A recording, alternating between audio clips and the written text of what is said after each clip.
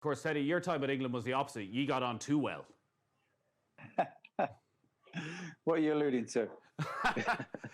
Well, we talk about good anniversaries, and this time of the year, the Champions League final was coming up. It's 20 years, obviously, since, or 25 years since Euro 96 at this stage. So there's going to be a lot of nostalgia, particularly with the Euros being back in the final, being at Wembley. I've been watching a lot about this, and there's just so much joy in that summer, and football's coming home, and the theme song, and the sun is shining for all of it. Like when we talk about the wake of 99 and the success, that summer from the outside looks like it must have been one of the most enjoyable periods of your career. Without a doubt, it was very, very, very special. The competition just kept generating more excitement for England fans.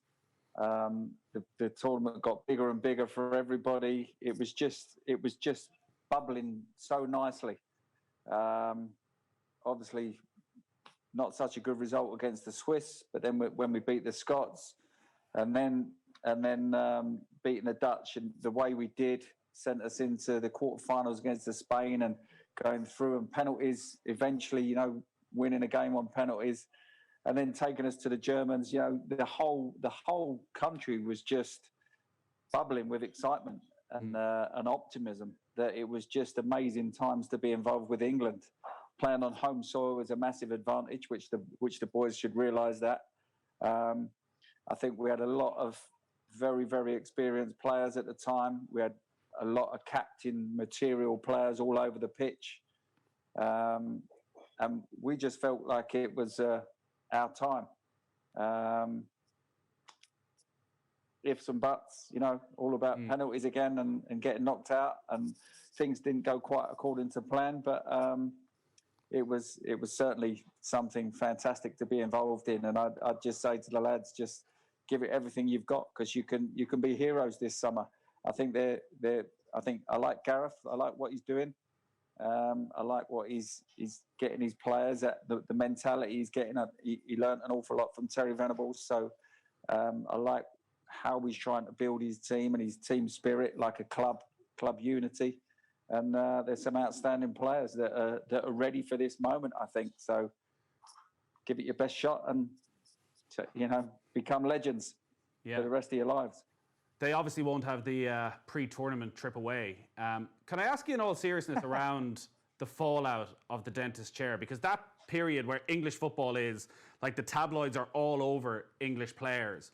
When you're in the eye of that sort of a storm, and it's not just you who's looking forward to this tournament, it is your family, your friends, and suddenly you're on the front page of the tabloids. And, as players, you have an understanding of what went on that night, but it just blows into this massive storm where everybody is focusing in on what English football is about.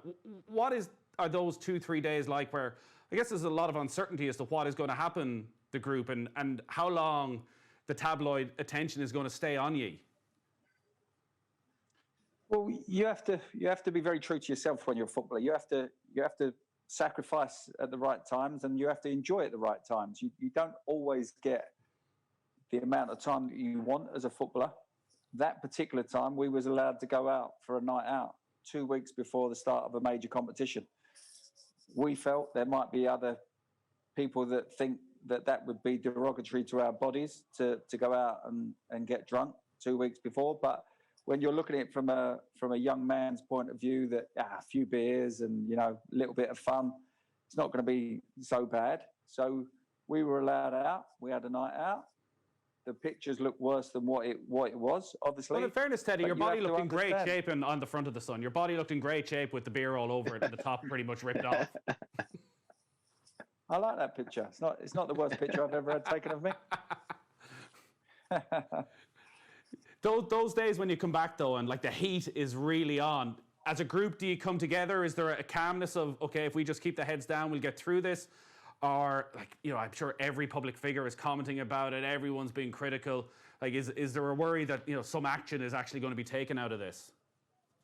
Yeah, well, I think the way the manager, Terry Venables, defended us at the time, obviously he wasn't happy. And we, it wasn't great to be having those photographs on the front page of the Sun and the Mirror.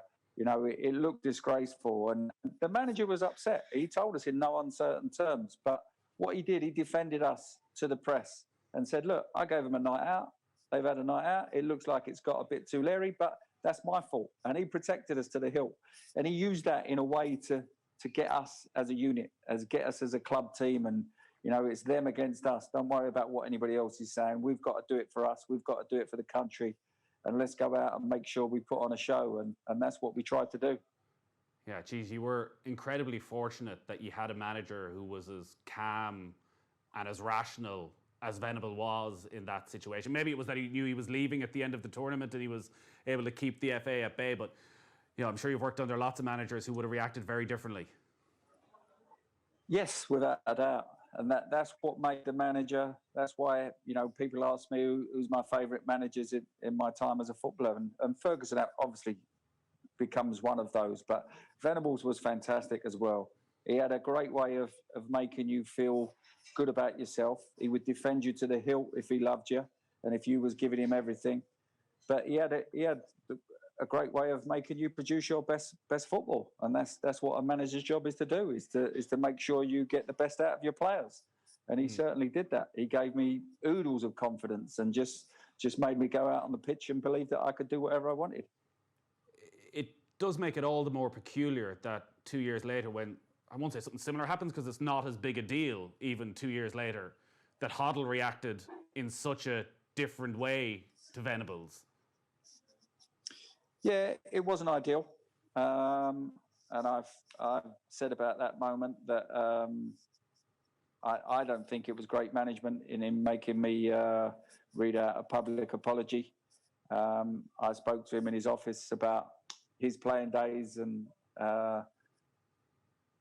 had heard all about him, and he didn't want to hear any of it, and I was pretty upset because the picture that was taken that time was nowhere near anything what we'd done in Hong Kong in the dentist chair, and it was a picture that was not faked up. It was a proper picture, but it wasn't anything to do with it. And I tried to explain the situation, and he didn't have any of it. So I was very disappointed. He was probably disappointed in me, but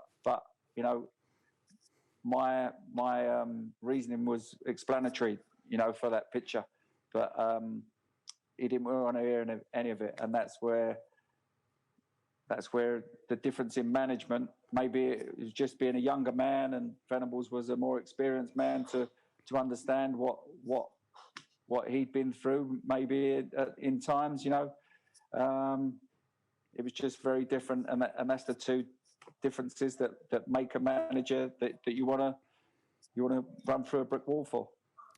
Yeah, it's funny because when you look back at the Hoddle era, obviously the way it ended is what dominates, but also there's Beckham's moment of madness and there's the brilliance of Michael Owen, and that's all you think about. And you sort of forget about what happened there, and talking to Neville and Beckham about the way they were put in a similar situation where publicly they're left out of the side and have to go and sit in a press conference.